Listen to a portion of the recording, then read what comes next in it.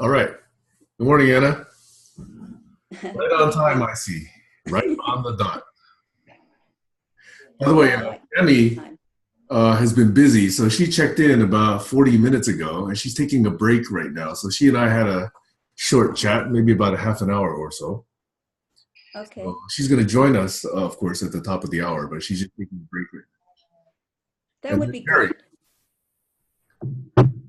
Harry, wait, you've got something to explain. Anna, do you know Harry? Hi. Well, we haven't met on Zoom, but we've communicated on Facebook. Yeah, hi, Harry. Excellent. And I know you both from YouTube. Yeah. So Harry, are you okay? Yes, I'm fine. I'm fine. I got some. This is the doctor cut away a piece of my head, but that was cancer, so they removed it. No problem. Oh my gosh. Tammy. Hi. How lovely to see you. Oh, lovely to see you guys. Yes. How is everyone? Well, I'm I good. tend to say good enough. Yeah. Just going to move into another room because we've got some chatters. Okay. So there's been a lot of activity. I see that there's been a lot of chit chat on Facebook. So I'm myself having trouble keeping up with all of it. I always have.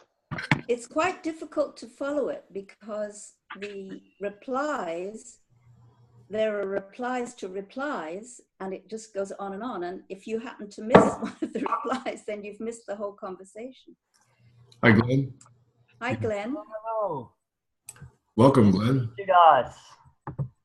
Hello. Hello. So, Glenn, I'm curious, what time zone are you in? Are you in Norway? Yeah, Norway. Which city in Norway? In the afternoon. Sorry, I think I interrupted you. What city? It's outside of Oslo. Okay. So it's on a peninsula, and 5 o'clock in the afternoon. So yeah, beautiful autumn day. Very nice. Yeah, really glad to talk to you guys. Listening to a lot of your videos, so inspiring stuff.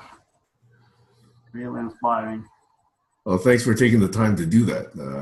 We're starting, and we're hoping to grow. And I'm glad to meet you. So Anna, you were calling this meeting in a sense. I wondered if you wanted to kind of lead us. Well, actually, it arose because I felt deprived of not having this sort of connection because we hadn't had it for a while. So I contacted Sam, to have a one-to-one, and he said, why don't we invite more people? And I said, fine, we'll put it up on Facebook. And that's how it happened. So it's great. It's great. It's just grown because people want to meet. It's nice to be missed, huh? So why don't we do a sort of round like you normally do, a sort of round and hear what people might want from this meeting as well as what they're bringing to this meeting. Yeah. Having in mind that, as I understand it, we've only got the 40 minutes unless we sort of toggle ourselves around and arrange a further. I might have done a good thing in that I think I might have extended it. So when we get to the 40-minute mark, we'll have to be a little bit tricky. But let's just say worst case, if we have to get cut off, let's just all rejoin this link after 40 minutes if it cuts us off. But I don't believe it's going to do so today. Okay. Okay, can you tell us how to extend it? That would be useful for those of us. Well, all I need to do is pay them whatever amount of money they want for a real subscription. But I think I actually acknowledged that already this morning. So Tammy was on a session when we exceeded the 40-minute mark, and it let us go. And I just let the system. I just let this session extend. So I think we're already into that more than 40-minute situation. Okay. Okay. So I think we're good for today. Okay. If there's a challenge with that, I can put a link into the Facebook chat that, because I have the one that will not end. Well, Tammy, how about this? Why don't you put it into this particular chat already so we know where it is? So just in case we get cut off, we immediately click that link. No issue. How about that?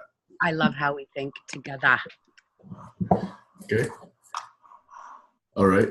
So would anyone like to take the first step in our round?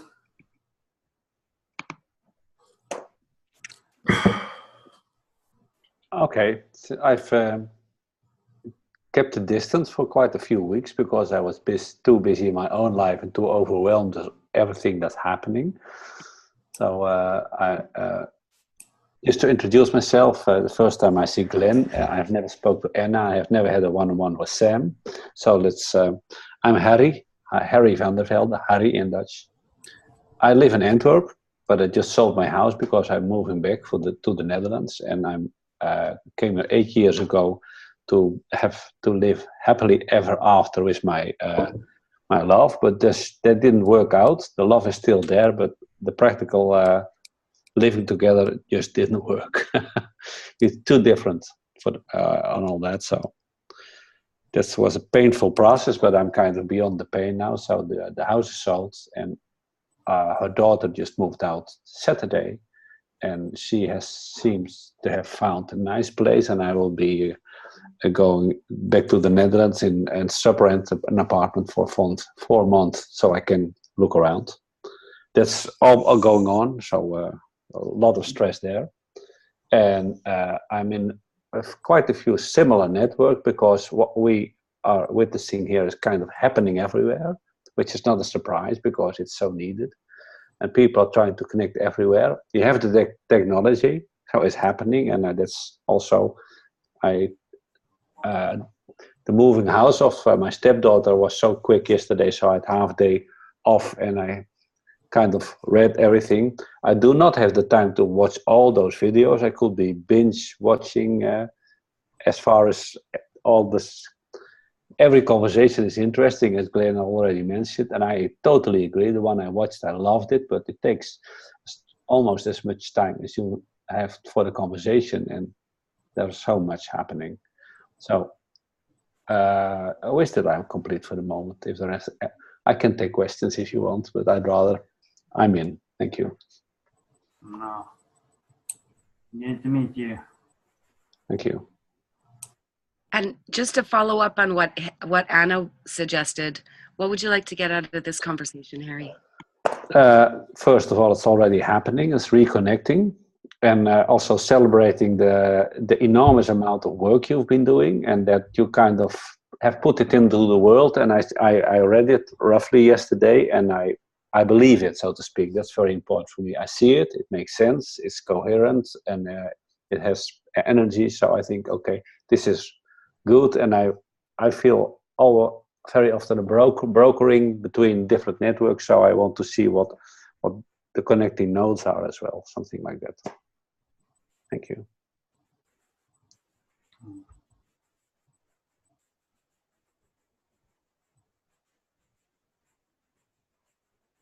Okay, I'll go next.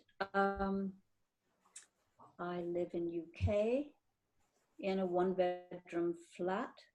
My daughter lives nearby with 2 grandchildren, so I'm quite often looking after them. They come to stay for the night.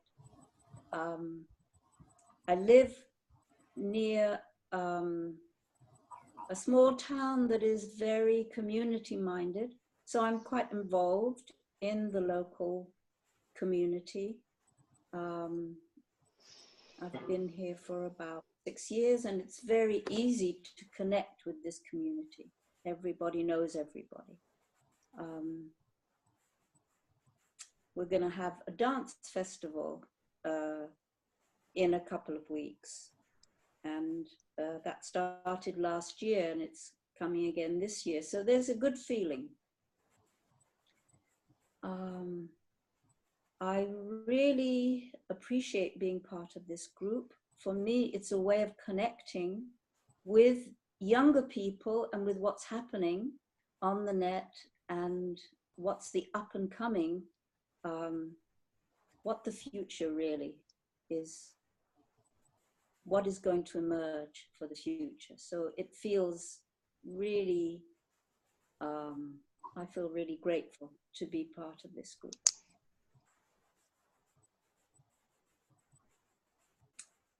That's it for me. Or maybe what do I hope to get out of this meeting? Yeah, same as Harry. I really want to connect with people.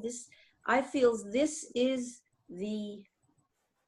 well, it's a gift that is given to us by this technology, to be able to do face-to-face without the actual traveling.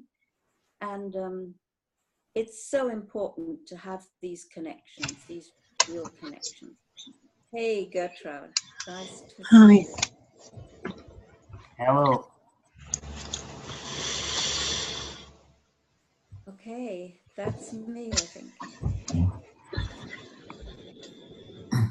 So welcome, Gertrude. Harry and Anna just checked in.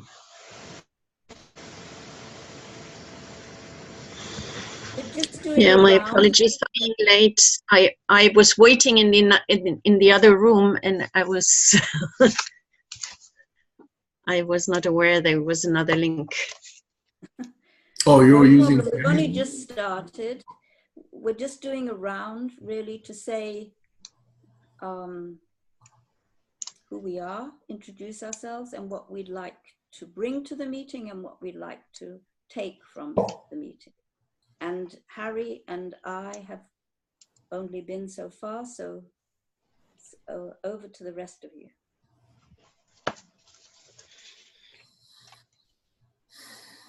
Oh, okay, I'll check in. I also appreciate this community very much. I've been seeking communities where we can be strongly connected, where we can actually care for each other and not just be connecting on a mental level. And it's curious that I've been, and I suspect you have been, looking for other such collaborators, and yet found them not to hold together after a while. And curiously, one of my communities did hold together for at least 3.5, maybe 4 years on almost a daily basis. So I have a lot of lessons learned and a lot of still things I do not understand about that whole experience, but they're wonderful people. And I'm also looking to include them in this community as time goes on. I mentioned to Tammy earlier, she checked in about 40 minutes before this meeting started, and we did a little bit of a chit chat. I think that I welcome Anna's initiation and proactivity to pull us together, and I wanted to support that. So I'm very curious, Anna, to reconnect and see where your interests are. Second is, I know that in forming teams, there's a certain number of things that seem very cut and dry, very mechanical, but when they're in place, can really help the communications. And these are things like, what shared calendar are we going to use? Where are we going to put our memories? How are we going to track our things that we have to do? Where are we going to put our how-to list? Where are we going to do? So there's about 8 such things that I think, once we take care of them, really make the operations of a group and the communications of a group much more smoothly. So with no urgency, I always have those things to suggest if the conversation winds its way to those sort of things. And then the third thing is, I know that after the Doodle poll closed, 2 times emerged. One was this time here on Sunday mornings Pacific time, and the other was on Thursday mornings Pacific time. Curiously, they did not happen at different times of the day. They were pretty much the same time of the day. So I was surprised at that.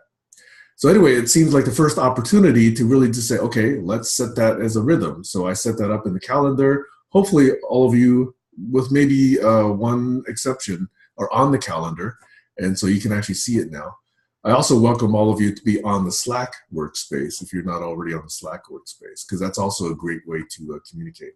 I think Facebook is a great way to gather interest, personally, but I think it's not a great way for threads of conversation to persist and hold. I personally think that even though Slack is not perfect, I think it's a better place for threaded discussions and topical conversations to take place than Facebook. So anyway, that's my introduction to this particular meeting. Just to give you a personal frame of reference, I'm here in the United States, just north of Seattle, almost exactly halfway between Seattle and Canada, where Tammy is. And I've been here about a little over a year. This is a very remote location. I don't think you can see outside, but my office here faces the street, and I'm on the southern tip of an island. And I'm so remote that on an average day, I get somewhere between 2 and maybe 10 vehicles pass by my house. 2 of them are the school bus, coming and going, morning and evening. And then the other is the postman, okay, the mail. So it's very remote. So I really enjoy it. There's a lot of trees, there's a lot of water, there's a lot of quiet. And so I don't feel like I ever have to take a vacation from here. So that's where I am, okay? Wow. I'll check it. I'll leave more for later, okay? Thank you.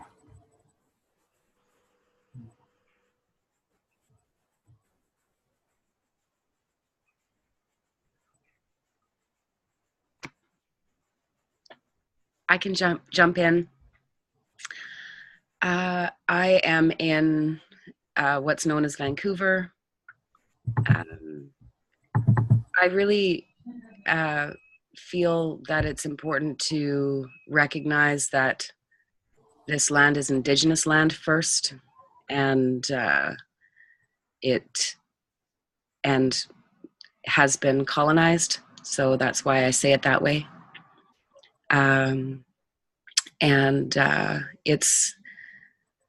It's a beautiful place, and I'm in my 6th week of a massive push of energy, and I'm tired. I know all of you know what it is to really push for something and push for multiple things at the same time, because we're all doers as I know it and feel it.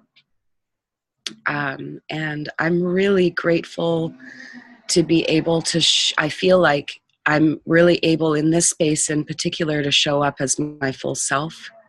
And that feels really, it feels really powerful to be able to just be a human being with you all. And so I'm really grateful for that. And in being really real, I have a toothache that's been going on for the last week that has been causing me quite a bit of pain. So I've been, really pushing. And then there's this added stress that kind of makes it such that I have tears behind my eyes on a regular basis for no reason other than pain. And I really am grateful, generally speaking, that I don't have that. But I feel for people that have chronic pain, like this is real, how it affects the spirit and how it affects my energy. So that's my little personal check-in. And in terms of this, I'm so grateful to be in a group of people that have a knowing that I resonate with, that we need to do things differently, that we need to be able to show up together and weave what we have. And I guess what is burning in me is this curiosity in terms of what people are bringing and how we see the world. When Sam and I did because I thought it was 7 o'clock, so I I actually woke up at 2 minutes to 7 this morning, and I was like, oh no, I'm late. So I came to the room about 20 after, and so we had a moment to check in. But Sam and I did a little piece about how we see the challenges. And Sam's answer was that we don't, that the capacity to hold many different realities at the same time is our biggest challenge. And you know, and so in feeling into that together, yeah, I really feel that. And so rather than me kind of then expressing what I think the biggest challenges were, I was like, aha, yes, that is one of the doorways into these larger challenges that we have. And it's specifically, how do we hold each other, and how do we hold information, and how do we understand how we can widen our pipe or be able to take in more and experience each other's reality in such a way that is both resonant and integrated. And so I think that we do that naturally in like this, you know, in being able to see each other and feel each other in this kind of presence. So that's what I am yearning for in this call, and that's what I'm feeling, and I'm really grateful to be here with you all. Thank you, Anna.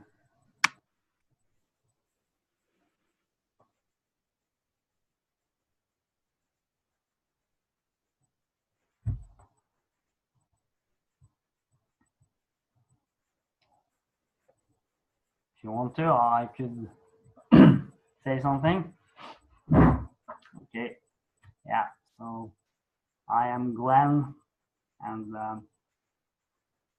yeah, I looked at a lot of your videos, all of those videos last days, and very inspiring, very inspiring. I'm here because I just feel that there's something really great which is emerging, and it's a slow process, but it's a really big thing, and feels like there's like a new time for humanity all of a sudden, like we can begin from start. And I think about that a lot, and my general impression is that it's a really weird time in the world now. It's like everything is so weird, no one knows what's going on, and at the same time it's like all these amazing new possibilities, and the human beings, we are learning, and when we're sharing this space together, and I'm hearing your stories and thinking about it, and I'm wondering what this means and what this could mean and how it relates to things I've been thinking about. And I see, yeah, you've been thinking about so many of the same things. Yeah, so many, and so many similarities. And it's also like, I have my ways that I've been thinking about it, which is similar. And then like that kind of stimulates the thought process. And I've become really, really interested in just this process of sharing and learning and just expressing ideas and dreams and observations, and we can just look at this whole thing, and it's like it's a new possibility for in the whole world. And so I think what maybe I'm bringing to the table now, at the moment at least, is a kind of maybe crazy optimism or something. It's like it's like I don't know, but I just have a feeling that yeah, this could really be good, and like if we do this the right way, it could be like, yeah, not like the old stuff, but something really, really new could begin, like a new dimension almost, and it's like it's heading that way. It's, yeah, and for some strange reason, I'm optimistic about humanity. And when I'm seeing you, you know, I'm just becoming more and more optimistic. And you're just all really amazing people, inspiring people. Just hearing your stories, and I see what your dreams are, and yeah, just wanna yes. So thank you very much.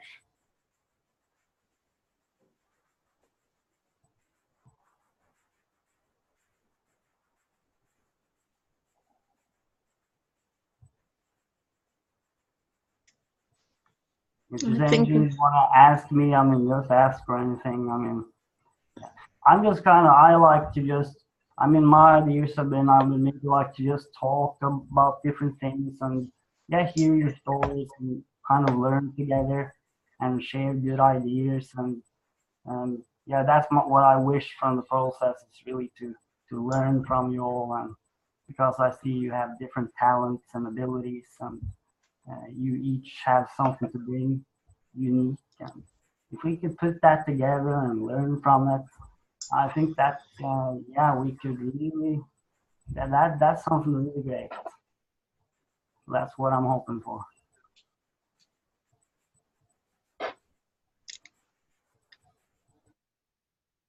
Glenn?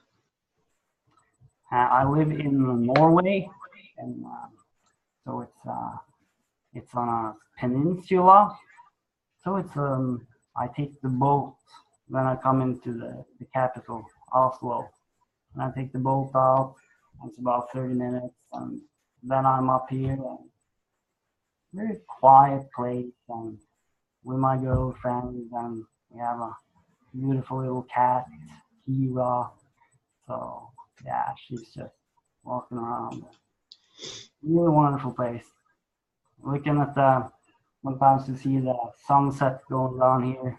And, just 5-minute walk, and we're in the woods, and it's just these beautiful woods with these mixed trees and really like interesting places. So you can walk around there, and yeah, I really like it here.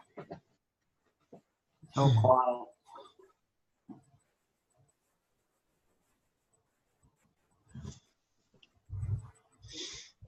Thank you. I think it's my turn now. I'm Gertraud, living in the middle of Germany, north of Frankfurt, Gießen. And I'm just finding my way in. I popped up like emergency wise right before the end, or the hand in time, and now I'm just finding my way through the Asana, Slack, Google Calendar. Sam, I wrote you an email because I think I made a mistake, so with the calendar. Yeah, so that's first. I'm really happy to come to know you one by one, more and more. I already know Tammy for quite some time with another group of women, and Sam I came to know just recently over the finish line. And it's great to see you three new people. Yeah, and I'm sorry I missed Anna's and hers check-in, so I don't know much about you. Harry, I think you are from Belgium, are you? I live in Antwerp, but I am extremely Dutch. You're extremely Dutch, okay. And yeah, I don't know. For me to just to listen to you and contributing whatever I feel in that moment, and I think that the combination between being present with each other and really feeling each other and having the right tools to connect in between, I think that's a very important combination. Yeah, and there are some tech-savvy people that I'm not so much, but I find my way through. I'm not either. I get totally confused by that tech stuff. Yeah. Yeah, and maybe I saw some thoughts about maybe it's interesting to know that I'm part of a bigger group, not big, but we are 8 people, and we call ourselves the Appreciators, and we work together for 5 years, for 7 years, and for 5 years now with Holacracy. And we have a platform that contains everything, like the minutes, everything. And it's now for the open on beta phase, so, or soon to be. So maybe, yeah, I'm pretty much trained in holacracy and facilitating and things like that. So if that is of any interest, I can contribute that. Can you just do a little overview as to what holacracy is, Gertrude? That's a self-managed for organizations, companies, whatever, or even networks, that is purpose-driven. So it's always a shared purpose for the bigger, yeah, and people, they create the purpose together, or even, no, you can even say, listen to the evolutionary impulse, which then gets words and is the purpose. And from there, we have an upper circle that holds that purpose. So we called it vision circle. So it's kind of the board in a normal company. And then we have different sub-circles that don't have a power hierarchy, only a purpose hierarchy. So there's the whole, everything that is in that organization is contained in that purpose. And the sub-circle, for example, when you have a marketing circle, it has the same purpose in its own, just down, trickle down for the specific purpose of that specific role, circle. And you can have roles in different circles. So you can be on the leading part and you can have another role in another circle. And so it's very flexible. And what I think is very important to have different types of meetings. So there's tactical meetings for daily, for business, so to say, next steps, and they come into the minutes. And there are governance meetings. It's like if there are roles created, people elected for the core roles, and the purpose created and things like that. And that's different from the tactical. And then there are strategic meetings. It's more like talking about the overall, how do we want to proceed, and how can the purpose be in the world. So it's more loose structure, but the others are very clear structured. Yeah. And there are so-called special topics so somebody has a special topic and say, oh, I want to invite you for exactly that theme. Yeah, and this is also a loose facilitation. Yeah, and it's for self-management, and it's pretty structured. Some people don't like it, and we realized that without connection, without appreciation, it's another, you can say, another top-down thing. So if you only apply the rules, it's very hard, and some people have a real tough time with it. but when you see it as support for what we are up to, then it's pretty good. If I may add to that, I'm Yes. very interested in it as well. And what I like most about the holacracy idea is that that you work in circles, but that it's your obligation as a participant that when you feel attention, you have to share it. So because attention, you're the third sensor of something being not totally right. And I'm very much interested in the teal wave that's going through the world under the label of reinventing organization. You have teal these days, integral and all. Mm-hmm. The essence is that we are connected and bring our wholeness. So if you bring your wholeness to a corporate, to working together, and you feel attention, you'll start lying to yourself if you do not share it. So you know they are as your whole person, and that's a very strong quality that helps holacracy function. That I would like to add. Thank you. Can I break in here because Aaron has joined and we just need to include him in the circle. Sure. But I would love to come back to this, what you're describing, both Gerhard and Harry. It's really interesting, and perhaps we can hold that and invite Aaron. We've all just checked in who we are, what we're bringing to the meeting, and what we're hoping to get from the meeting. So great. Yeah, I'm Aaron.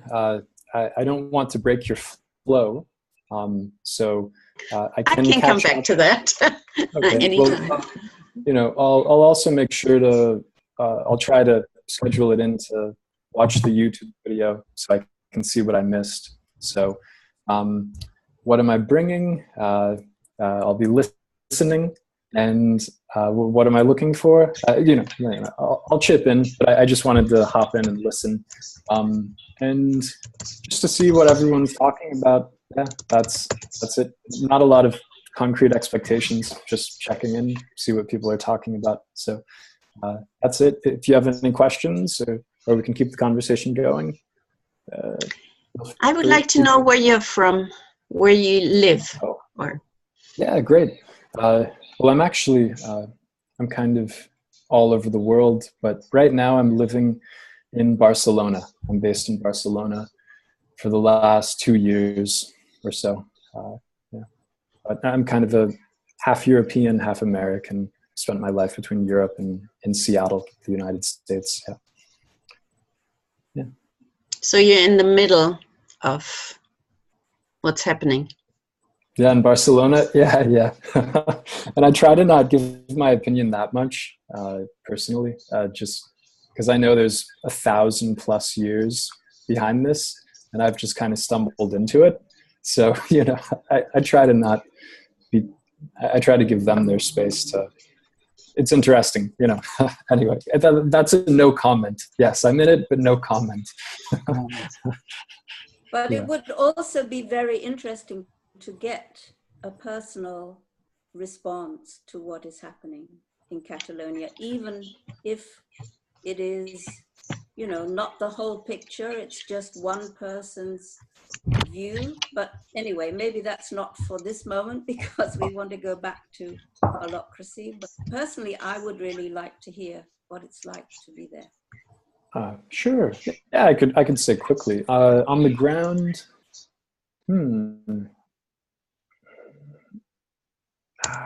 kind of reminds me of, I lived in Seattle in 1999 during the WTO riots. It's a bit like that, to relate it to another historical moment. Kind of reminds me of that.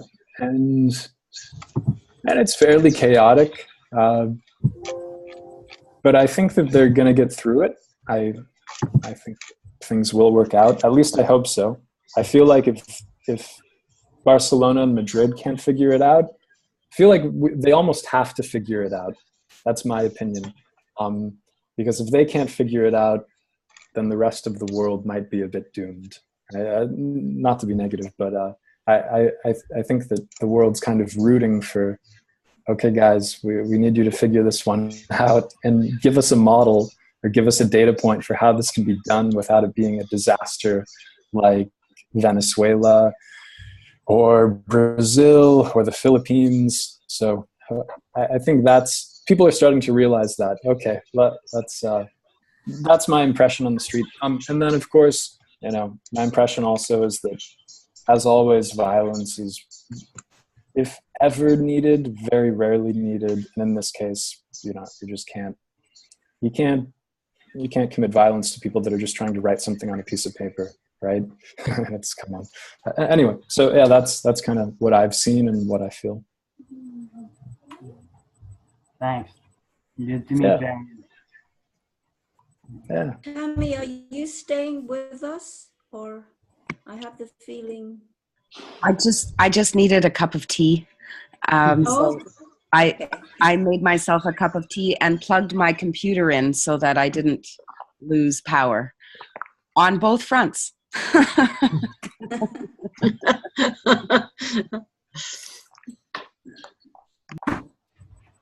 So I was really interested, Harry, in what you were saying about the need to bring the whole person to this holocratic system. Well, that's not just holacracy, but the point is that we have been living in a quite extractive community because we thought profit would bring us all the good worlds we desire, but by doing that we lost quite an essential human qualities, and one of them is connection, what we're trying for. We are all hungry for that here, otherwise we wouldn't be in this group. So we know we kind of forgot something or missed something, and that's being connected as humans, because all this luxury and all this great stuff we have around us is just basically to make us happy and have a good life. But people are dying of loneliness in the meantime, because you're young, you're put into a box and you go to school, and then you put in the next box, that's called your work, and then you come home in a box you have to work for all day. So we kind of lost a few things, and we're trying to kind of reinvent them, because, or remember them, whatever your and now this has been going on for quite a time. There's Frederic Laloux, a Belgian guy who wrote a book called Reinventing Organizations. He used label teal, a color used by what's his name, Ken Wilber. And now it's the label for all these new forms of organizations like sociocracy, holacracy, you name it. But also, it's basically the world going through the same phase that we have to reconnect. Technology, that's new. We can connect. But look at this. This is great. Barcelona, Norway, UK, Canada, Deutschland, everywhere. So this is magic happening, and we are doing it, and we are enjoying it, and this is our opportunity to use it. So that's one thing. And the other thing is happening in the street in Barcelona is that people know it should change, that we have to do it bottom up, and all these movements are coming together. And the nice thing is that we are become more complete, and this completeness, this wholeness, is a key quality, I think, for what needs to happen. And that's what I like. And holacracy honors that and uses that as an important instrument, because I have my mind, my heart, my body, and a lot of sensors. So I sense everything. When there's a tension, we all know. And holacracy uses it. If there's a tension, I just should stick up my hand and say, I feel a tension. No need to explain, because you have the intelligence of the whole group that say, okay, maybe it's got the point. Maybe I didn't listen well enough or see it or missed it, but apparently something is happening. Let's look at it together. But Gertrude has more experience, I understand. Yeah, I'm completely aligned with that. I just put in an article we wrote in Enlivening Edge with a colleague of mine. We called it Holacracy and the Journey to Teal, or something like that. So teal is that color, that part where Frederick talks about the 3 breakthroughs from former ways of business. The first one is wholeness, so we bring our whole self to work. The second is purpose, and an evolutionary purpose. That means this is not a purpose you just stick on the wall and that's it, but it develops with the company or with the organization. And of management.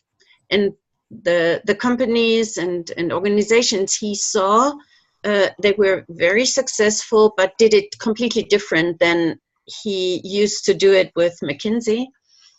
I break here. Sorry. I'm You muted. don't mind me interrupting, but my feeling is that when we talk here, it's really important to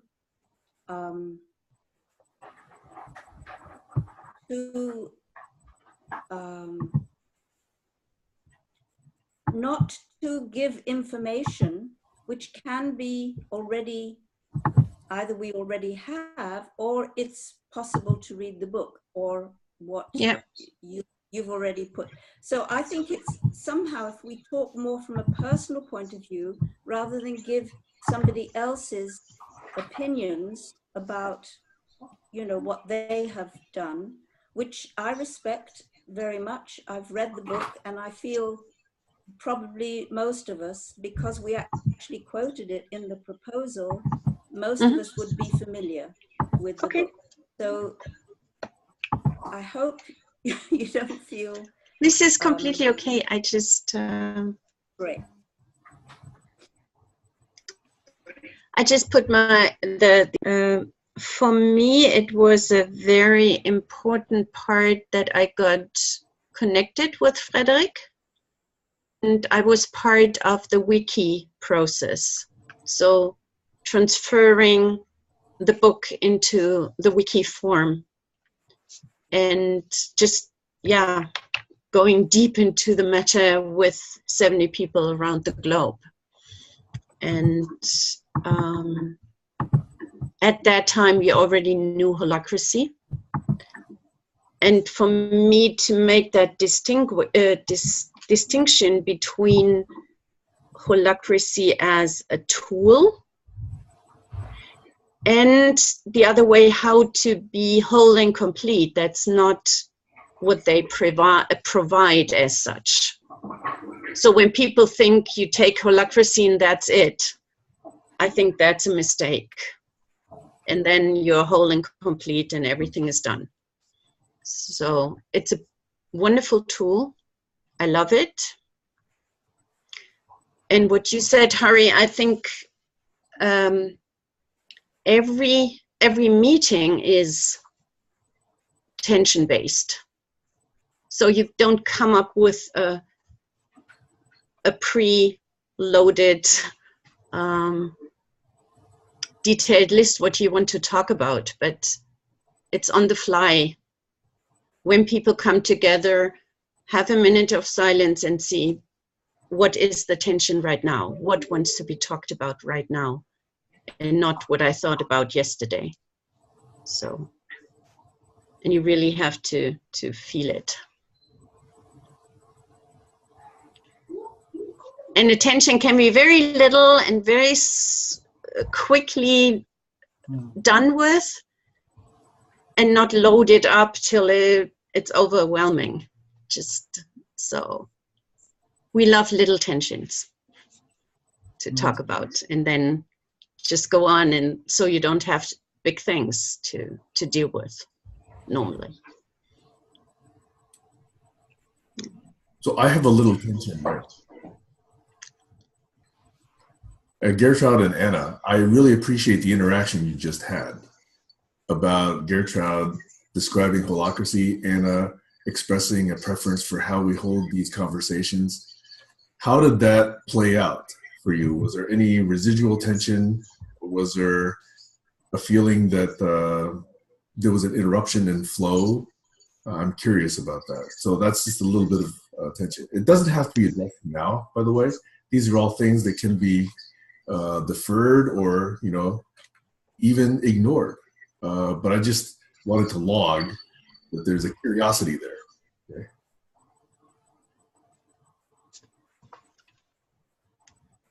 Was that addressed to me or to Gertrude or to both of us? Or the group. Or I think the it was group. the two plus. Yes. If I could say something about that, I think it's really interesting. What you've pointed out, Sam, and what these tensions, right? To me, it's very much about. It's hard to sometimes say what you think may be right or what could help a group, while trying to not hurt other people's feelings. Really, is something that I often struggle with.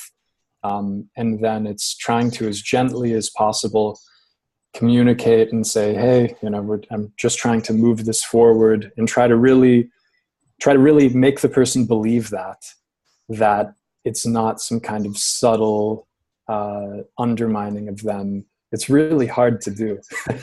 And I don't exactly have the answers for how to do it, but it's a really interesting problem. Dealing with egos, hurting people's feelings, and all of this, and you don't always know. Maybe somebody, quite possibly, some of these tools may be reappropriated by people that actually don't have goodwill, also, right? So to kind of take the negative case, sometimes people are kind of being passive aggressive, right? So it's a bit. These are hard things. I don't have any answers. Just thinking. It's very interesting. Could I try to introduce a practical way? Just let's assume in this conversation we are all of goodwill first, and secondly we are all adults, so we can just use our brutal honesty, trusting that it's not personal. So I can have my opinion. It could be totally different from either Sam's, Anna's, Gertrude's, whoever. I just say I speak my truth. That's all I have to give.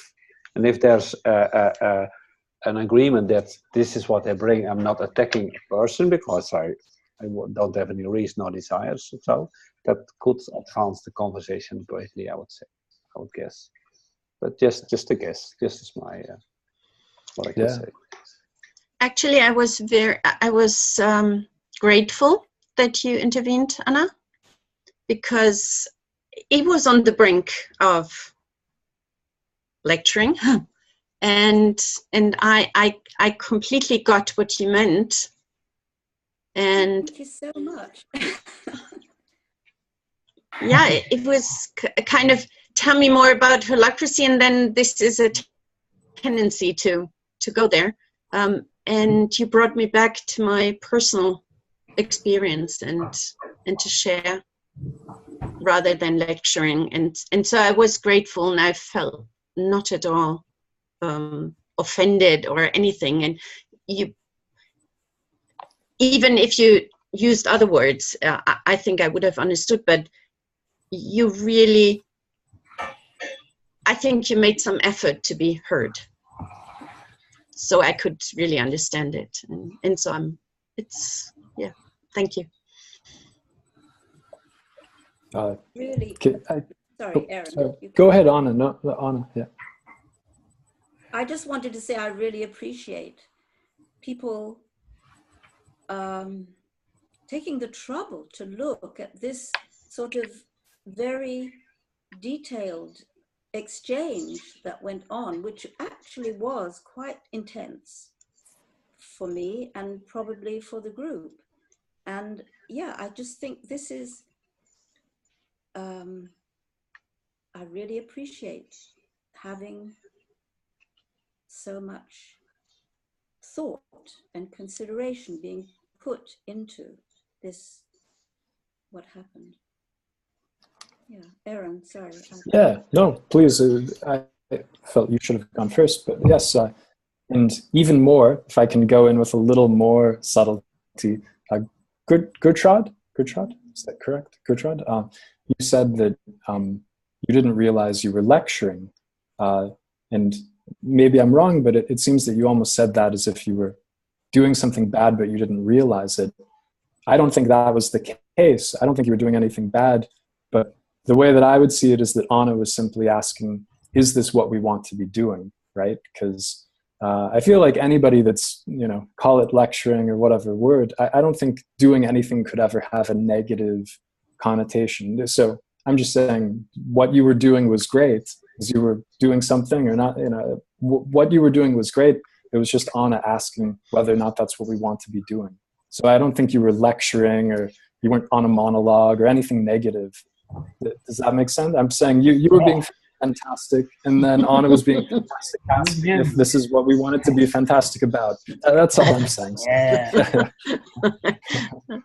And also, I, in a sense, was speaking for the group, which I can't really do. I was expressing my feelings, and it could be that other people felt very differently about it. And I just had to express what I felt and somehow hope that if other people felt differently, they would speak up and say what they needed to say. But sometimes I can also put things in a way which sounds like I have the authority to speak for the group, which I don't. So please take me up on that if it happens, that it comes over that I'm not just speaking for me. Yeah. So I just want, it's so beautiful to watch this play out, and it's interesting because it puts the finger right on leadership, because the just in terms of my own experience as it was happening, my consciousness had pulled away from the conversation, Gertrude, which I didn't notice until Anna spoke up. And so Anna is reading the group and reading all of and having her own experience.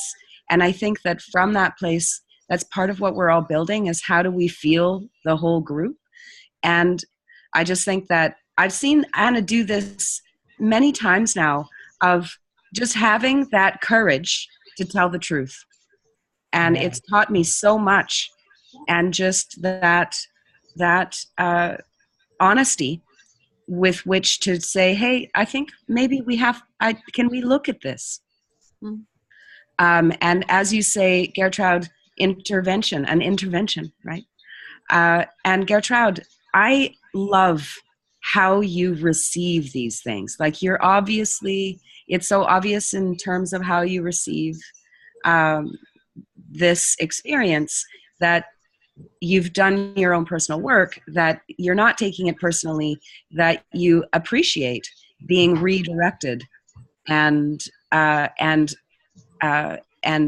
following that deep holacracy, like you're teaching us, because someone could be offended, certainly. And that's what we're afraid of. We're afraid of offending, to stand up and say, hey, hold on a second. But the way you received it, I think, taught us a lot in terms of how to be not attached to what might be coming out of your mouth at the moment, but be attenuated to what the group might need to be able to be coherent and receiving everyone. So I'm just really grateful for this little example of collective leadership that we've just experienced. Yeah, thank you. We're learning along the way. And I think there is what you just mentioned. I would use the word energy, feeling the energy, and going this way. And you said you lost kind of the connection. I think that happens sometimes, for me at least. and then I'm with the theme. I'm still on the theme, but I lose the energy and the connection because I'm just was not so. I'm more than in the intellectual part than in the connection part, and then I think it's very useful when somebody is like, it's just happening, you know, and not letting that go far beyond, and afterwards said, oh, that was a meeting, you know, somebody talked and talked and talked.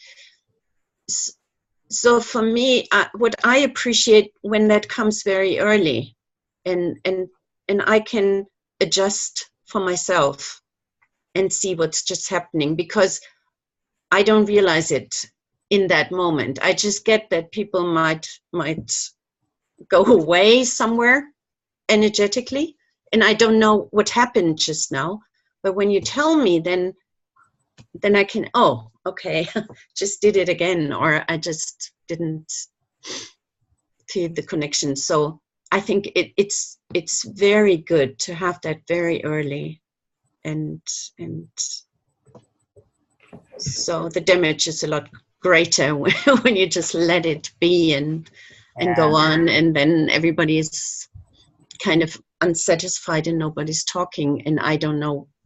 I mean, not me personally, but the one who's talking doesn't know what happens and feels it, but doesn't know how to change it.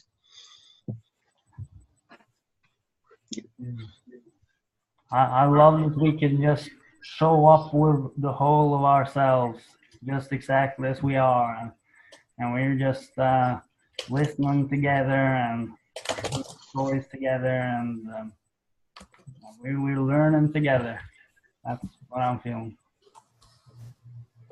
and like it's inspiring that you have each of your experiences and backgrounds and talents, and you know, I have my things, you have your things, and so the differences, which you know can become a problem, that's also what makes us great if we look at the totality, because then all the differences can come together and complement each other, and I mean, that's the new promise that I see, and it's emerging, and I've seen it a lot in the last year.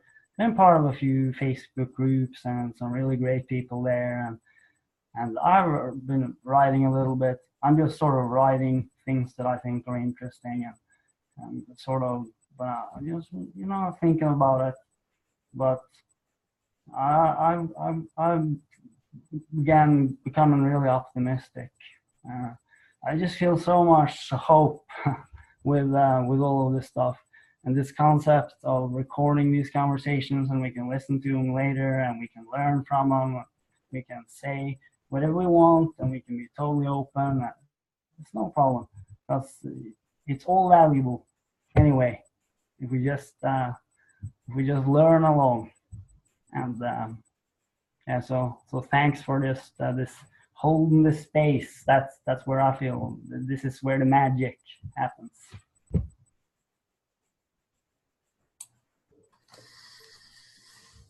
So I will confess to being a little bit of an instigator, because I felt that little tension, and I am absolutely certain that Anna and Gertrude had no issue with what actually happened. You know, I think that they both come from absolutely well-intentioned spaces, and Gertrude clearly knows how to take some feedback, and there was no implication that anything was untoward. However, I wanted to bring it up because if we are going to scale, not all of us are going to have that background, that experience, and come with that sort of perspective. And let me make one point about that. You know, I would love to be in organizations and conversations where people did not ever think that they ever had to take offense. Now, it takes a long time to get there. But some people who have not actually been in such introspection or retrospection, just look at the mass media. Just look at what happens in what gets reported. So many people taking offense. Our SCOTUS, our so-called ruler of the United States, the SCOTUS, he takes offense at everything, and it's so immature. I cannot imagine him in a conversation like this, right? So people can go through successful careers, decades of experience, mass, billions of dollars, and yet have Twitter storms that just look like idiocy. So I would love to see a scalable way where we have these conversations that connect with other groups and connect with other conversations, where we're in a group of people who are at the level where they're not taking things personally, so that we can really talk about where those gaps are, where we cover those gaps, and not have any implication that there's anything personal there. But I think as a society, we're a long ways from that. This little group might be a very good start. But I just wanted to admit my role of a little bit of an instigator there, not because I felt that there was anything between Anna and Gertrude. I really didn't, okay, honestly. I just wanted to say, this is how conversations might, let's say, choose to go one way or another based on what's being observed, and what's being practiced, and who might potentially take offense, and how we want to talk in specific with Anna and Gertrude as an exemplar of how to handle that. Over. Yeah, I'm just wondering whether we might even think about the possibility of somebody taking offense, what that would feel like, and how we could respond to that in a generous way, in a way that allowed them to have a personal feeling from whatever their background was that, got triggered at that point, and how we could help them if that was something that, and I guess especially if that was something that they could manifest at that point. I mean, in a way, maybe I'm talking about how would we deal with Trump if he was here?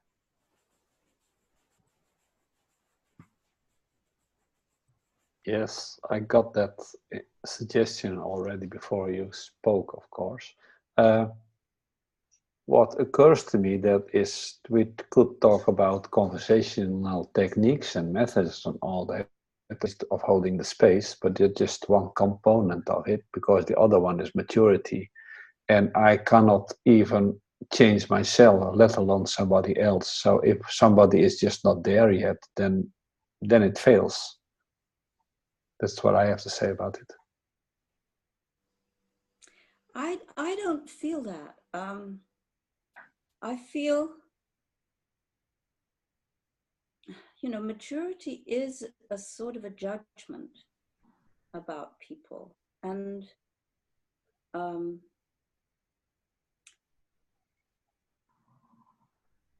somehow I feel there is always a way to, not that it would work, but that from our point of view, there is a way to approach that person. I'm even thinking of this thing, Sam, that you put up on Facebook about this woman who was in the Nazi concentration camp and who managed to forgive. And there would be people who would take that really personally and would never be able to forgive. And we can understand that too. I don't know, maybe I'm going a bit off the track here. No, I'll just jump in just so you can have time to kind of rethink what you were talking about.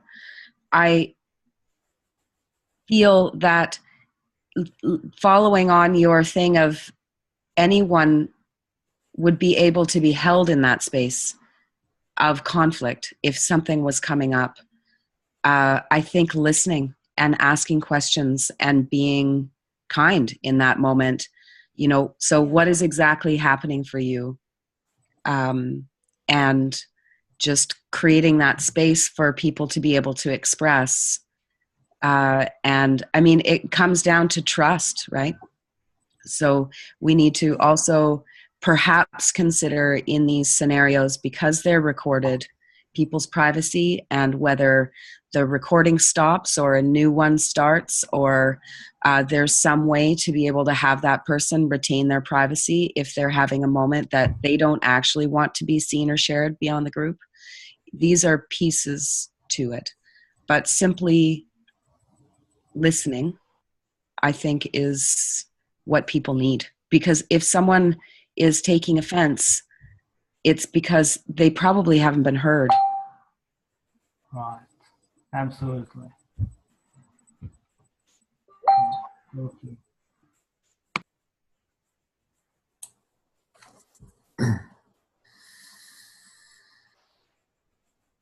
So is then the insight that what we need is to create this space where we can be who we are, with who we are, and we can listen and we can learn, and you're all wonderful and we're super wonderful together, and just listen and learn, and yeah, we'll figure it out. Is that what we're seeking? And not to say nobody is allowed to take offense in this space. You know, I mean, you didn't quite say it like that, Sam, but there was the feeling, wouldn't it be wonderful if nobody took offense? But supposing somebody does take offense, I mean, you know, they're just being human, just being themselves. Yeah, when my husband pushes my buttons, I'm not that.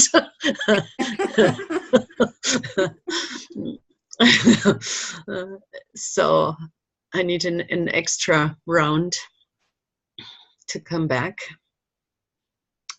And I think the listening, I have an image of listening to people that are hateful, offended, whatever. I feel like they are throwing stones at me or whoever, and I need to be fit enough to not get hurt by those by those stones. But when I throw them back, they have more ammunition. So I just, as if doing Tai Chi or whatever, to not be hit by the stones, but then I gather them here. Okay, more, and what is more? Do you have to say something more and more until they are all gone? And then you have a human being on the other side that is not on stem brain and thinks life is it or whatever. But you have somebody who feels heard, not with T, and then you can start really knowing what is behind that, what is the need behind that, behind those strong feelings and all this offensive stuff. And I need to be very calm inside that I can do that. But when I do it, when I have this moment, then there is, heart opening. This is really, sometimes it feels like miracles. But I need to be strong, and I need to really not take it personally. I mean, I need all that I learned to do that. But this image helps me not to throw back, not to offend back. Because otherwise this fight can go on for ages and hurt people really badly.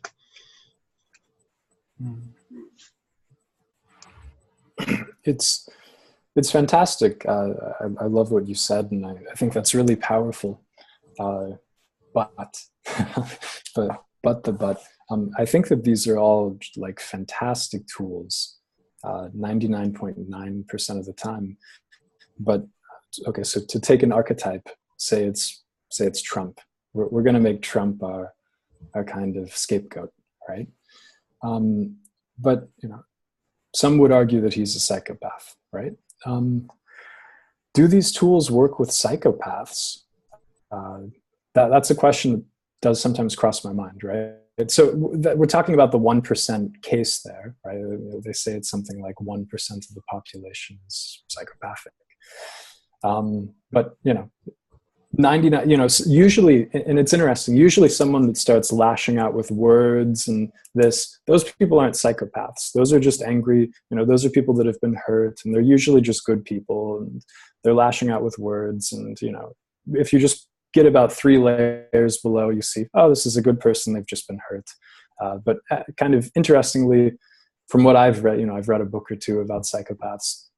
They oftentimes won't come out with those words. They'll oftentimes have an ulterior motive, and they'll be covering it up nicely, and then they'll, you know, so it's, anyway, if I can look into the 1% case, and no worries if that's a distraction, we call it a distraction, but it's something that crosses my mind sometimes, of thinking about, okay, these tools are awesome for like 99.9% of the population, but what do we do about, and it is interesting, I went on a little research endeavor in reading about psychopathy, and you know, there might even be tools for figuring out how to help them, some therapy for the future. People are starting to look into that too. But anyway, do any of you have any thoughts on that? Or go ahead if you like. Well, I think that it's question of trust, as Tammy said. It's a question of having a faith that every person is really a human being, a few layers down. Psychopath is only a label that people give. And sure, you can write off a certain percentage of the human population and say, let's not bother with them because there's no hope for them. And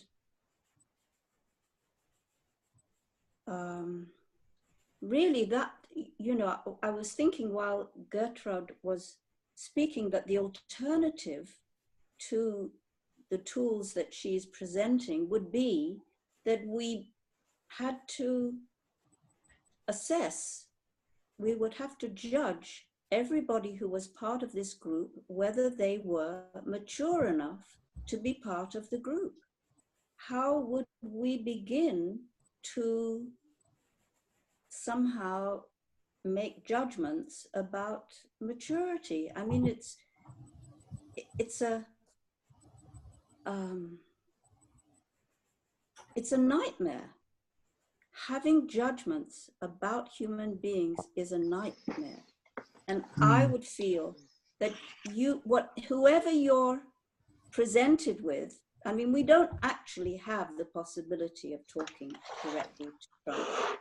He is presented in the media in the way that they want to present him, and who knows what he's really like, you know, even with all the things that he's doing. So I guess I would join Glenn and say that ultimately I'm an optimist, and I would feel that there is no person who we should just dump and say, okay, you know, there's nothing we can do for them. Of course, people have had terrible experiences in their past, which have maimed them in such a way that it may be unrecoverable. But I wouldn't say that's because of them. It's what they have suffered. They came whole. That's my belief. We all come whole. And then what happens to us conditions us in certain ways. And maybe there are some conditions that we go through that you can't recover. But that's sad. It's just really sad.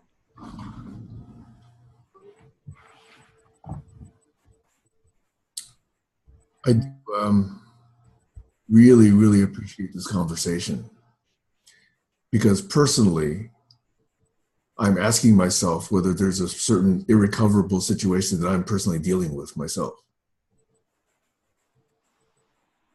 Another way that is really meaningful to me is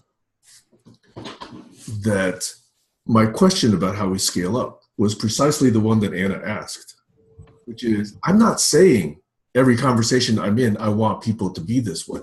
I'm saying that if we are including more of the world, we will get a spectrum of people. Some who've done 30, 40, 50 years of personal experience and, speak like the Dalai Lama.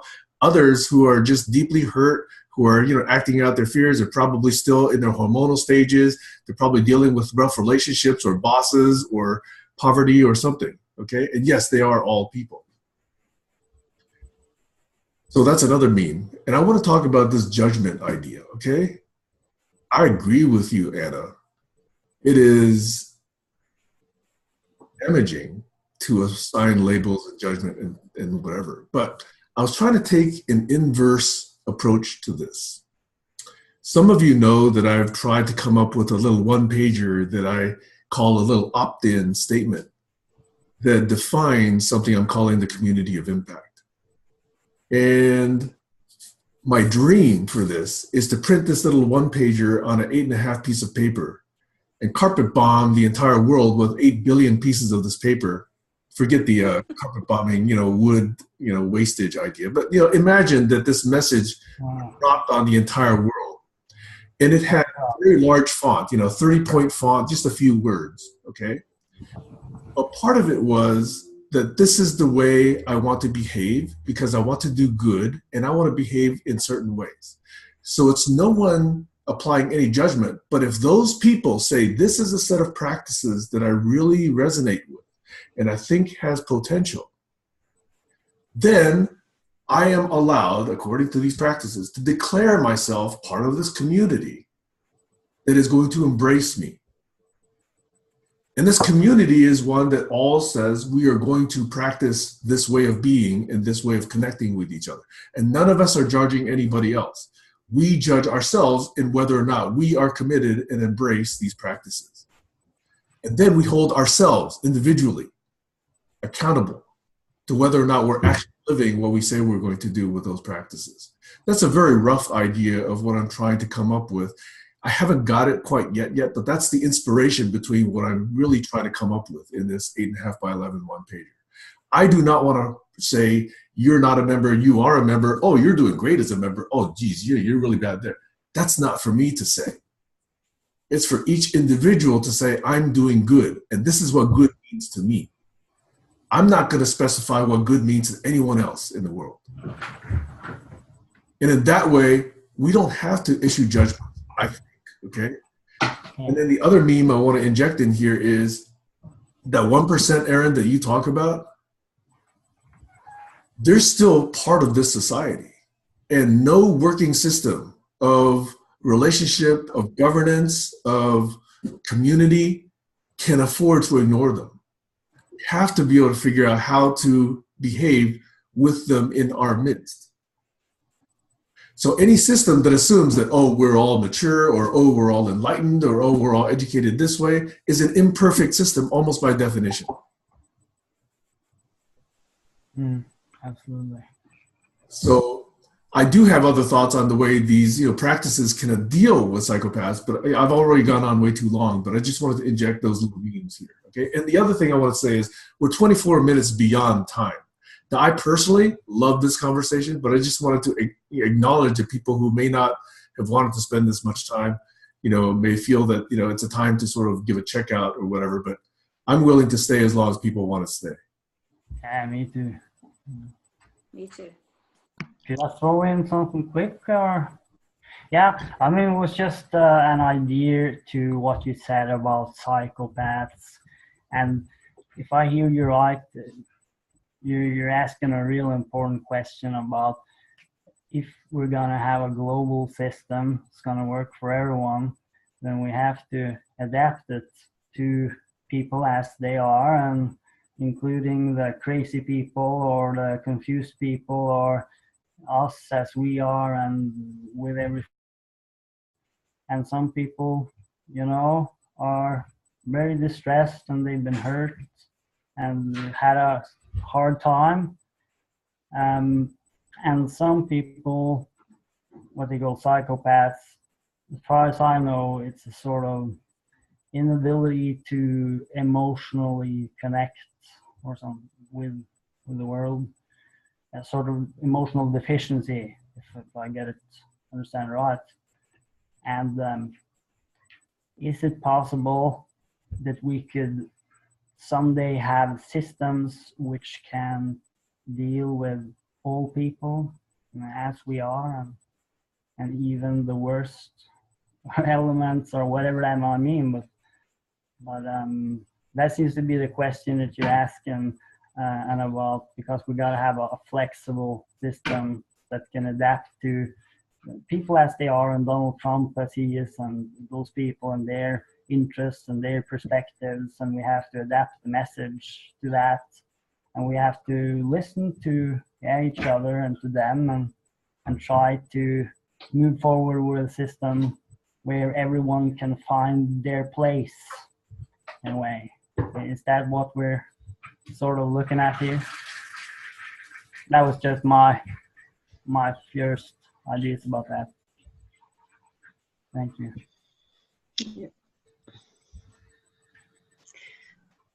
For me, there are several things coming up. One is Ho'oponopono.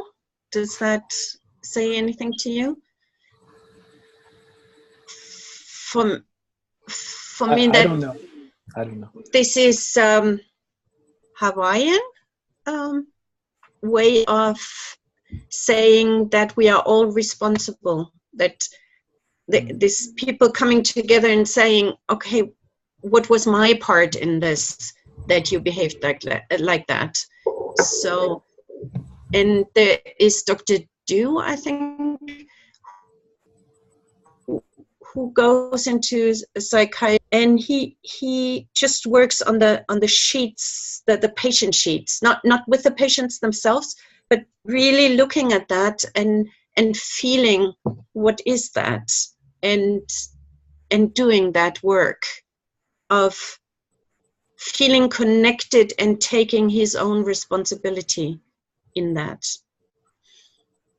And some people recover without having seen him. And I think we are connected, and somehow Trump is not an isolated person. He has become, by the rallies, by whatever, by the media, he has become that figure that had this big power that he didn't have before. So when you say this person over there, I think when we really go deep down to humanity, we cannot say we are disconnected and this is something that has nothing to do with me. And the second, when I was a trained therapist, body therapist, we had big discussions about, are those people not treatable, or am I able to treat this person? So is it my inability to deal with this, or is it something about that person? And said, well, you cannot treat this person. And I think it needs to some humbleness to say, I have parts in that. In some people said, he says what I think. So he's putting many people's thoughts on loudspeaker. And so we are connected, and humbleness about, because I cannot do it, it doesn't mean it's not doable. Or so. And the third thing is quick, that what Sam talked about, I think that is what purpose is for. A shared purpose, and that is evolving over time, that gives us all that inspiration. You said one part, but I think the purpose, the inspiration, the optimism for the future that says, okay, that's what we are up to, and we are aligned, and people that feel connected to that purpose, they stay, and the others not. So I think a shared purpose is a very important and very potent part. Yeah, shared purpose.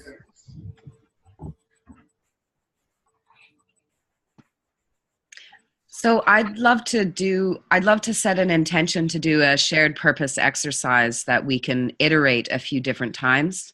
So I just want to put that in as an intention, because this is part of how some of the people that have been in touch with this group have fallen away, because there isn't that coherence of purpose. And I think that that's some really powerful grounding work that we can do.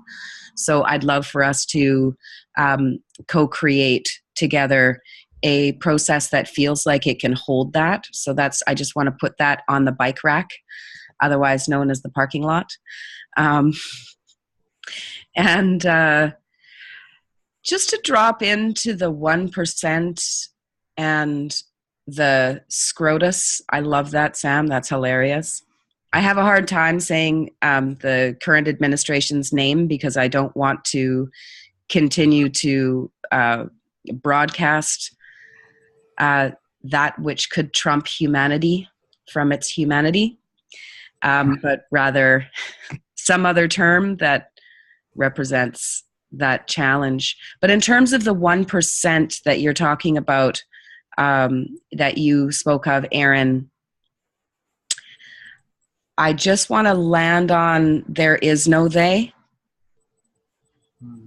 I truly believe in my whole beingness that there is a percentage in me that is unbalanced as a representation of the fact that our entire whole is unbalanced. It looks different in my life stream because I choose to fill my life with purpose and connection and love and ways for my humanity to express in whatever ways that I can. And I have supportive communities and people who love me, and new groups like this forming to come together on those things, and that's really nourishing. And I think that I just want to put in there that I don't think it helps us to see that as separate from us. And there are some days where I'm sure we all feel really unbalanced or in a great amount of pain, because we are seeing the world too. And I suppose it's a challenge for me to judge another's experience and to put a label on it. I think it's more useful to try to understand it. And if I have the capacity to listen to that person and hold space for what they may need, if I have the ability and the motivation and time. So I just wanted to put that piece in there, because I think that our experience of wanting to come into wholeness, to have a they, doesn't serve us.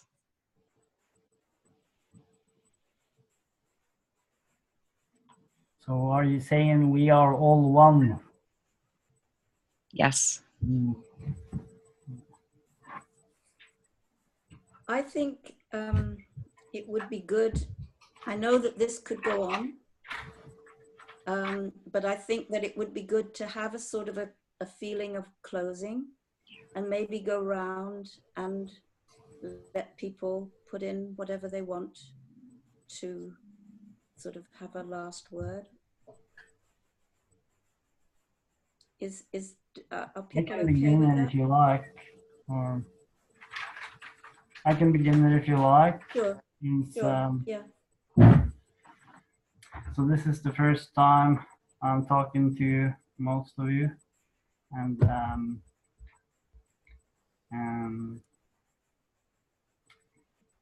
yeah, it's such a new situation, and us in these different places in the world, and we have these machines of light and patterns of pixels on the screens, and because of those machines we can see those little bubbles of life on the surfaces, and that's the people, and we could never do that before, and here we are, and it's like this totally new media landscape is suddenly emerging, and this is really what I have felt for a long time has been really lacking in society, is an arena for a really good conversation where we can just be totally ourselves and bring our best and learn together and do great stuff together. And you know, why not? Why wouldn't we just try to make it great?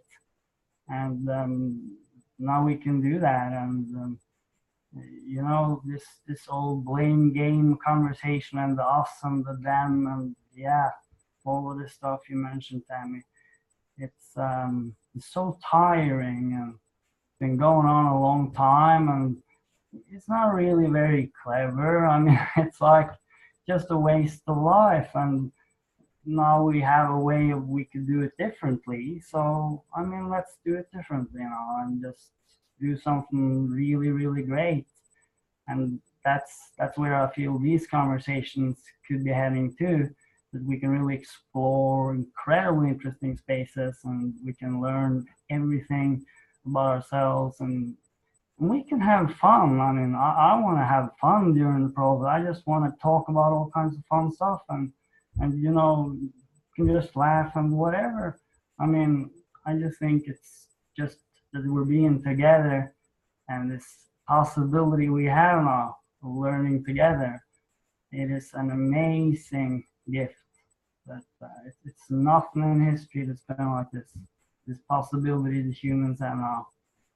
And I believe in the humans. I think you know, I think the humans, we're very interesting, complex beings, but we're learning, and we're doing a lot of crazy stuff, but we're learning, and you know, this is learning on a totally new level. Yeah. So thank you all. Thank you.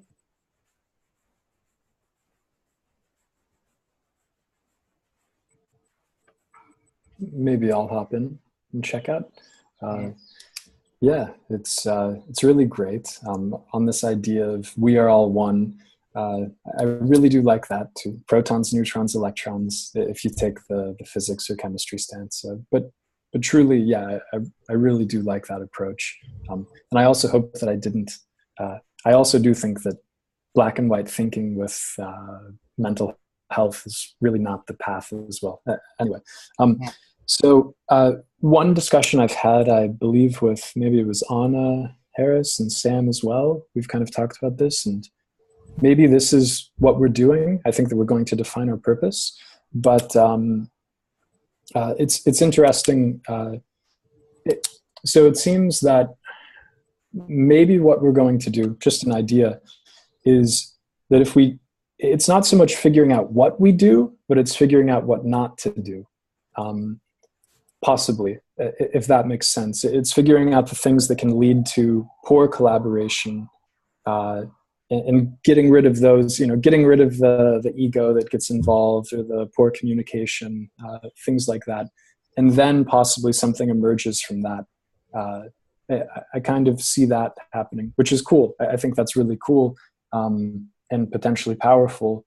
For instance, in science, a lot of famous scientists have said that their breakthroughs came through not when they were projecting themselves onto reality, but when they had a clear mind and they were able to see clearly what existed in reality, where they were, so maybe in some way what we're going to try to do here is kind of wipe away the bad and then see what emerges in a group of people that are just practicing good communication and collaboration, and then something emerges from there, rather than us having such a highly defined idea of what would emerge.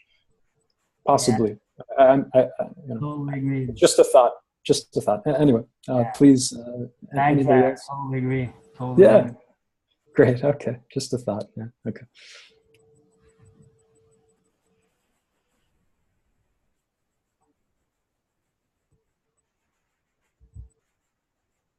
Okay, I'll go next. I just really appreciate what we talked about. It felt like we were covering some very profound topics that we need to really connect on this level.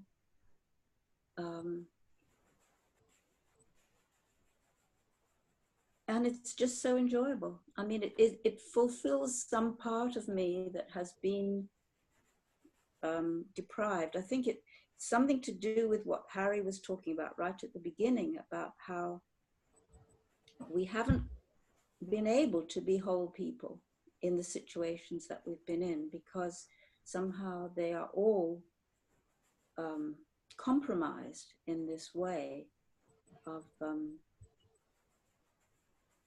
cutting off the parts of us that are really the essential parts, and leaving the bits that sort of, okay, we managed to survive, or just about, but we need the bits that help us thrive, not just survive. So I just feel this is doing it, and thank you, everybody.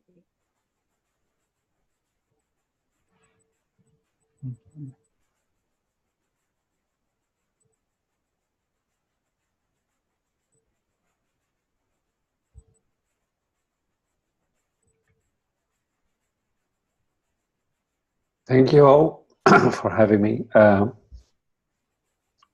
would like to end for myself that I have two ways to approach living the life I long to live.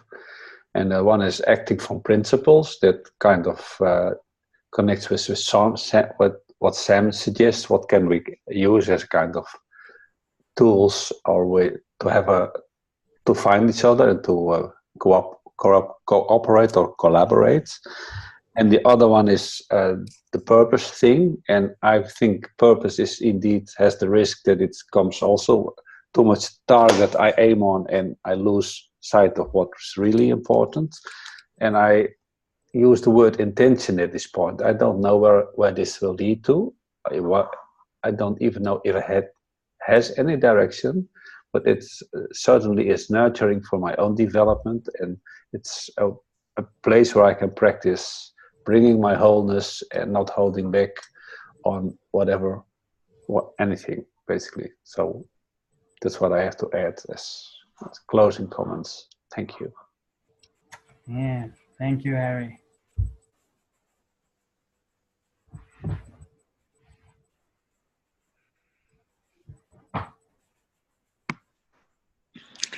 I'm just really grateful that we're here. This feels really nourishing. And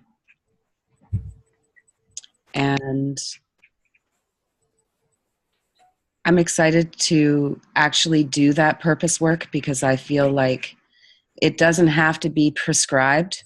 I see it as a doorway rather than a constraint. And just a way for us to kind of land on we'll get to know each other more in a deeper sense because I think it will be, I'm hoping that it will be a collection of purposes that show a wider purpose. There's a sense that I have that we got a situation, we all feel it differently, and that the work that we're doing is aligned with our own personal experience of the challenge that all of humanity is in specific ways that can shed light on our broader challenges. So I'm excited to do that piece of work, and I would welcome anyone who had some ideas or frameworks around how that can be done in a way that feels nourishing for the participants and can kind of hold us all. And I was this weekend, one of the things that I was going to do was, or why I was yearning to do, is a creative facilitation workshop with one of my good friends, Nadia Cheney. And she works with a creative empowerment, arts empowerment model for youth all around the world, and has probably trained over 1 million youth, in this way. There's a book called Catch the Fire, which the founder of the organization that she works with has put out.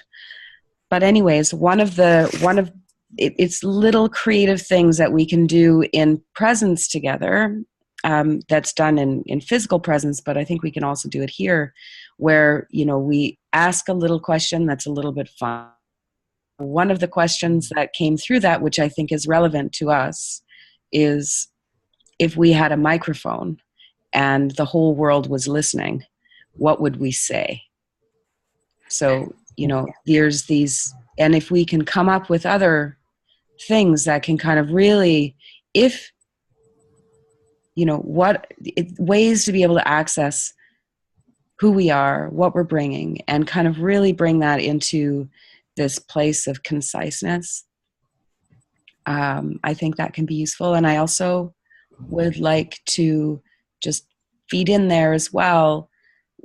One of Harry's skills, which hasn't come out in this conversation, is that he's a graphic facilitator. And I love Harry's work because in just a moment, you can get so much richness of information in a second. And so I think that, I have this penchant for presence video experiences so that we can see our whole selves. And I think that's important and good, but I don't want to forget the other pieces that people bring. And I yearn to know them and to have that surfaced within our group. Like Harry being able to graphically record something that in a second.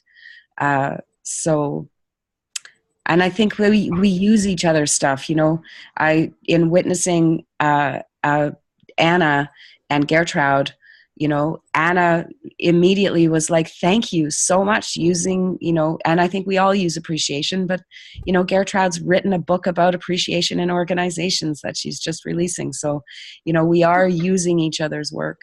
But I really want to do that piece where we really get a sense of what we all bring and can co-evolve our purpose together. So I'll leave it there. Oh, thank you.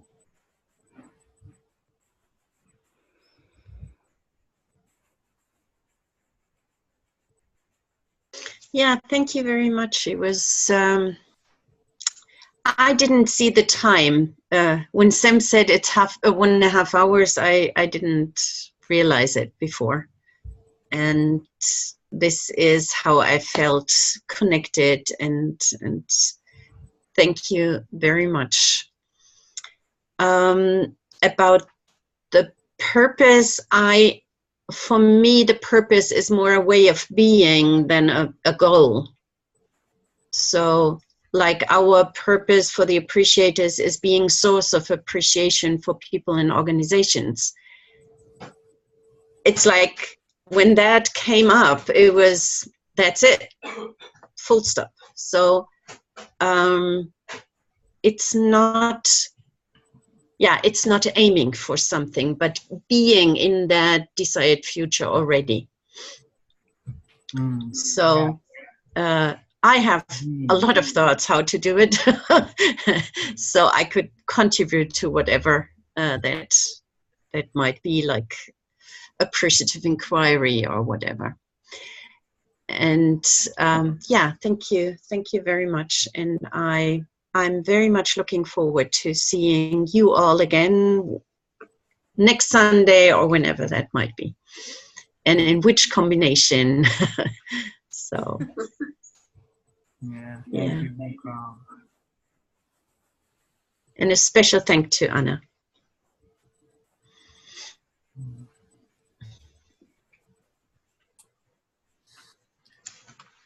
Have a fantabulous week. A colleague of mine, he invented words, so that's one of my favorite. Yeah. We're on to something great here. Thank you. Well, I would like to check out a little bit. And at the risk of introducing other themes and just leaving it at that, maybe there's little teasers for our next conversation. But I feel a lot of the feeling that I and the rest of us are sharing about not being complete, of course, comes from how we're treated. Capitalism has made us, measurable in almost nothing but a single metric, our production capacity for whoever's paying us. And we don't yet have that sense of appreciation that Gertrude's talking about, that somebody's appreciating my musicality when I'm working in a software company, or my humanity when I'm working as a software developer, or whatever, the combination of components might be. We're all viewed very single dimensionally. And I think that's what we're feeling and expressing in this group. And because we're so different, I want to express another little tension here, Gertrude and Tammy and Anna and others, in that I think I half agree with this interest in coming up with shared purpose. I think it's fascinating and extremely useful to understand each of our different purposes. I think to take all of that and craft a combined purpose, to me, is not necessary. I think that there's an extremely, high-level purpose. You could call it, hey, let's either have a sustainable or resilient civilization, or let's all do good, or let's all eat let's all eat apple pie. That I think we can achieve. And then on the tactical level, I can say, hey, I want to create the COI, or you want to create, some appreciation, or somebody else can appreciate. And I think this all needs to coexist together. But the minute we all set off on one direction like this, then we're not valuing that. And so that's my experience with other groups in trying to create shared purpose. Shared purpose is good if it's this light that's shining on all of us, okay? But the minute we try to get all of us going in a single direction, others of us are going to feel unappreciated and underutilized.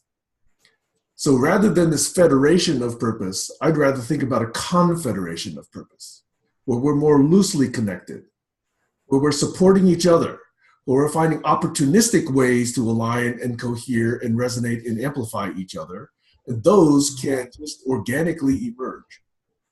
But to take a intention to say we're going to come up with a single shared purpose almost is dangerous to me, unless it's so high level that it can just encompass everyone.